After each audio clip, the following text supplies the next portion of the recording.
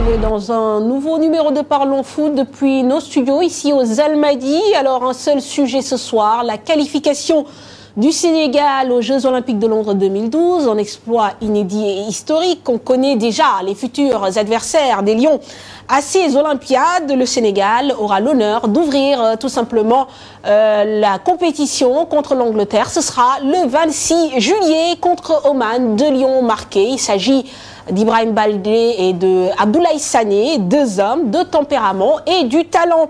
Nous serons en ligne avec Stéphane Badji, l'un des hommes les plus réguliers durant cette campagne des Olympiques. Et puis nous verrons également des images de l'arrivée de la délégation sénégalaise hier à l'aéroport Léopold Sédar Senghor. Et puis un peu d'histoire ne nous fera pas de mal. Vous savez, les Africains se sont toujours bien comportés aux Jeux Olympiques, en tout cas au tournoi de football. Le Nigeria et le Cameroun, médaille d'or respectivement en 1996 et en 2000. Alors, notre invité du jour est Karim Séga Diouf, il est l'entraîneur des Olympiques.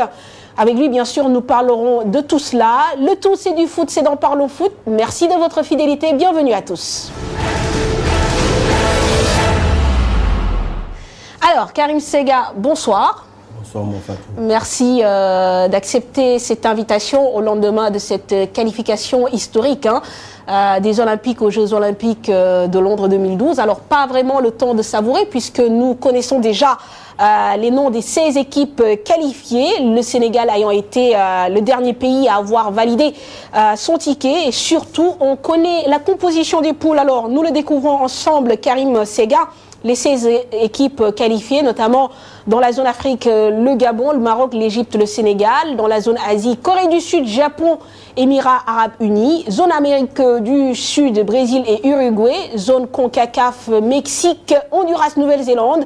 Zone Europe, Espagne, Suisse, Bélarus et bien sûr le Royaume-Uni, pays également la composition des poules. Et là, évidemment, on prendra votre avis sur les adversaires du Sénégal. Alors, tout de suite, dans le groupe A, l'Angleterre, le Sénégal, l'Uruguay, les Émirats Arabes Unis. Le groupe B, Mexique, Corée du Sud, Gabon, Suisse.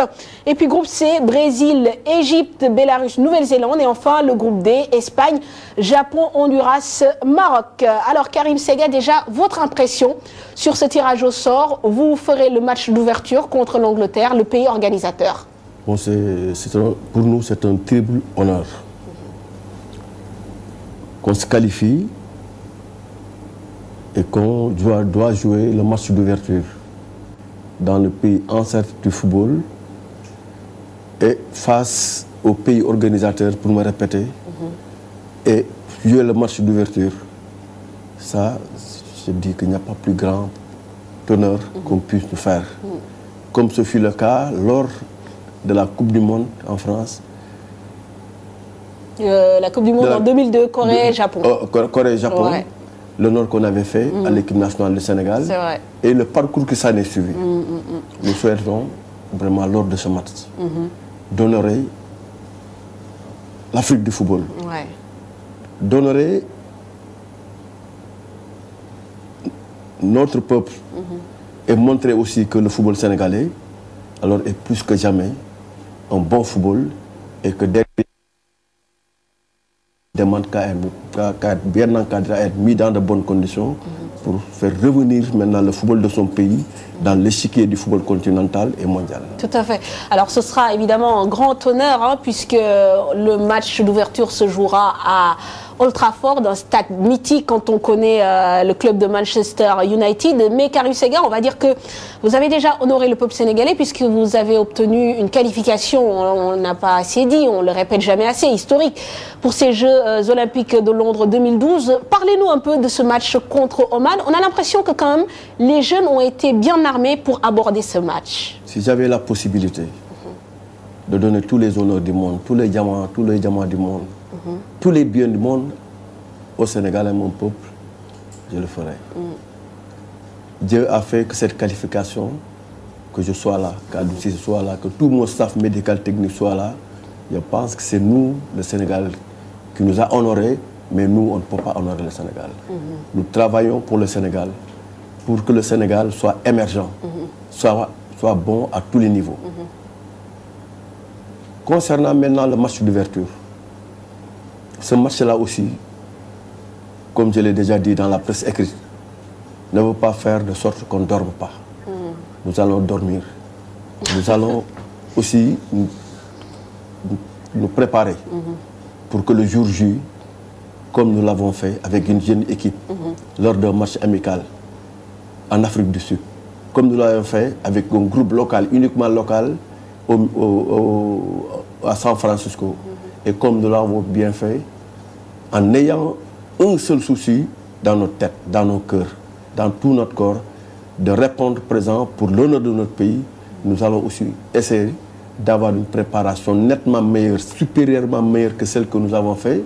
Et au passage, nous remercions les autorités à tous les niveaux. Tout à fait. Mais la préparation vers laquelle nous allons sera plus dense, plus forte, plus sérieuse pour maintenant le jour J.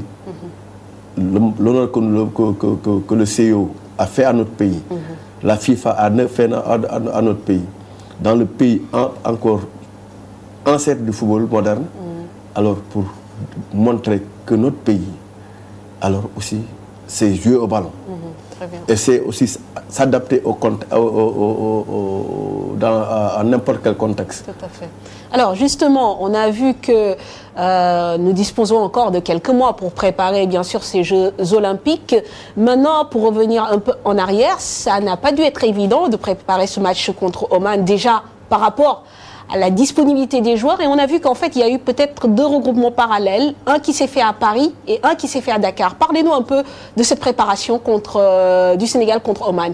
Bon, cette préparation séparée, avec un groupe qui s'est préparé à Dakar, qu'on peut appeler groupe local, et un autre qui s'est préparé à l'extérieur, avec uniquement des professionnels, s'explique, et avec juste raison. Nous avons fait un séjour au Maroc dans le cadre des qualifications, et malheureusement tout le plan qui était établi à l'époque, surtout en direction des pros, n'a pas fonctionné tel que ça devait être. Tout à fait. On s'est dit, il faut qu'on s'entoure de garanties. Il faut préparer une bonne équipe locale et envoyer maintenant à la pêche, avec son carnet d'adresse, son carnet et sa relation dans le milieu professionnel, alors aller pêcher. Mais heureux que cette pêche, alors cette démarche vraiment a été très fructueuse, parce qu'il a pu vraiment alors mener des contacts, et des contacts très intenses, contacts qui les a amenés au Portugal, en Espagne, et tout un parcours en France, parcours qu'il a amené en Norvège. Alors il a même failli aller faire un saut en Israël, mais quand il nous a fait le compte rendu de la pêche qu'il avait faite, avec aussi l'accord du club de Moussa Travail de Libéré, alors c'est ça qui a fait que, alors il n'a pas fait ce saut. Tout à fait. Donc tout ce sacrifice. Mais alors, plus maintenant, alors le groupe qu'on avait fait, qu'on a préparé à Dakar, alors on a tiré maintenant le groupe qui est allé maintenant jouer au... Par exemple, par rapport aux séances d'entraînement, vous vous étiez mis d'accord pour avoir à peu près la même chose, aussi bien à Dakar qu'à Paris. Qu'à Paris, Ouais. à Paris, voilà. Tout est programmé. Et bien qu'étant à Paris, quand il a rassemblé son groupe, parce qu'il a commencé l'entraînement avec 7 joueurs. Tout à fait. Mais deux jours après, il avait les 14 joueurs avec l'accord de ses clubs, avec maintenant un joueur, Stéphane Batsi aussi, vraiment, qui est comme les autres, qui a félicité. Parce qu'il était conclu qu'il venait de démarrer la préparation avec l'équipe. Tout à fait. Du lundi au mercredi, mais qu'on devait les libérer, retourner en Norvège, jouer avec son club et revenir. Et malgré ce parcours du combattant, tout le monde a vu vraiment qu'il était là. Et qu'il a, comme tous ses autres copains, il a vraiment répondu à nos attentes. Très bien, très bien. Donc on a vraiment senti peut-être une volonté à la fois du staff, mais également des joueurs. Maintenant, pour revenir au match également, vous l'avez abordé, on va dire, de la meilleure des manières en marquant très tôt, mais on a eu l'impression que vous auriez pu même vous mettre à l'abri plus vite tellement le Sénégal a eu plus de possession de balles, plus d'occasions et même plus de tirs cadrés contre Oman lundi dernier. Sans jouer à la voyance, mais nous pensons que le plan que nous avons établi, surtout le plan de premier mi-temps, du premier quart d'heure de la première mi-temps, lors duquel on a dit efficacité. Tout à fait. Faire tout pour ne pas prendre de but pendant les 20 premières minutes.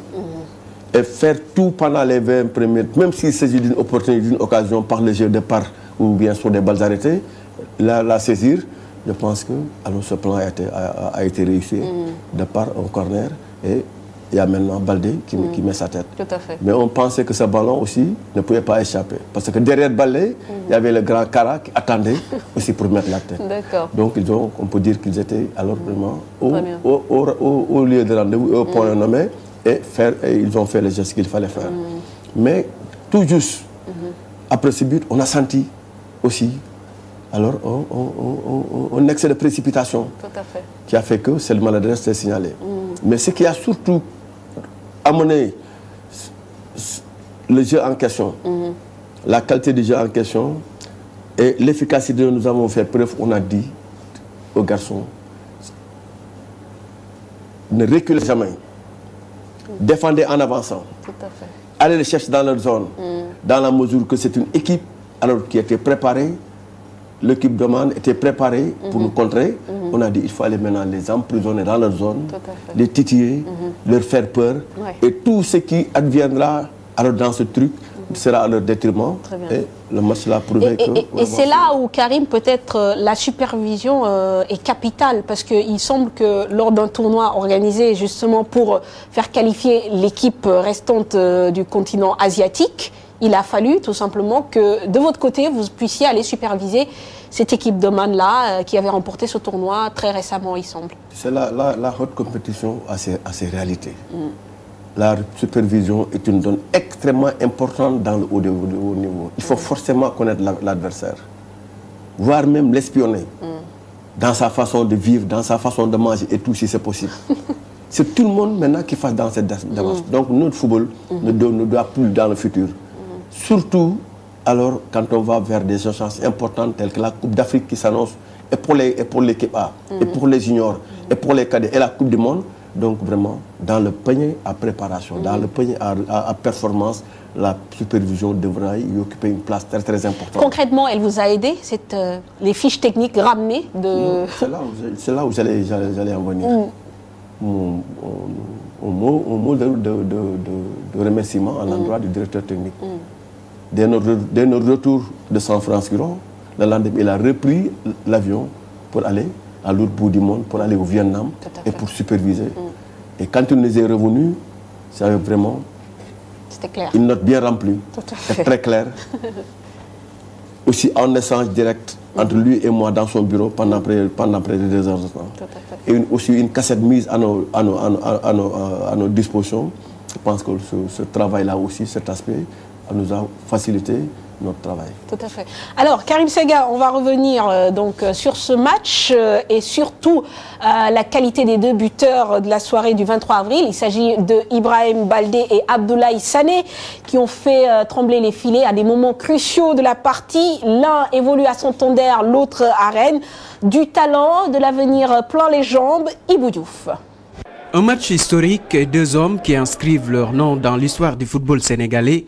Abdoulaye Sané et Ibrahim Baldé, les 2 joueurs, ont choisi leur moment. La 2e minute pour l'actuel sociétaire d'Osasuna et à la 87e minute pour le joueur de Rennes.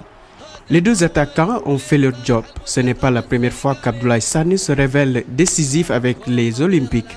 Déjà au stade Léopold Sédar Senghor, le natif de Diouloulou à Ziguinchor avait délivré les siens avec un but marqué devant la Tunisie. Un but décisif synonyme d'une qualification au championnat d'Afrique des moins de 23 ans. L'ancien attaquant de l'AS Douanes sera aussi l'un des buteurs du second match du Sénégal contre le Nigeria, à l'occasion de la phase finale de cette compétition africaine accueillie par le Maroc au mois de décembre 2011. Abdoulaye Sané, un attaquant puissant et technique qui attend de saisir sa chance avec le club de Rennes, alors qu'il évolue jusque-là avec le groupe réserve. Pour Ibrahima Baldé, l'équation d'une présence dans le groupe professionnel de son club Osasuna est déjà résolue. 19 matchs joués cette saison en Liga, dont 10 en tant que titulaire. Et le natif de Pikine aura déjà fait trembler les filets à 5 reprises. Malgré une absence remarquée au dernier championnat d'Afrique des moins de 23 ans, le jeune homme de 21 ans a toujours clamé son envie de répondre présent aux appels de la sélection. Retour réussi pour celui qui a débuté sa carrière professionnelle à l'âge de 16 ans en Argentine. Ibrahima Baldé n'a pas manqué l'occasion lundi de mettre sur orbite son équipe, marquant de la tête sur un joli service de Pape Ndiaye Souaré. Ibrahima Baldé, Abdoulaye Sané, 2 joueurs, 2 avenirs et peut-être un destin commun, une prochaine participation aux Jeux Olympiques de Londres en 2012.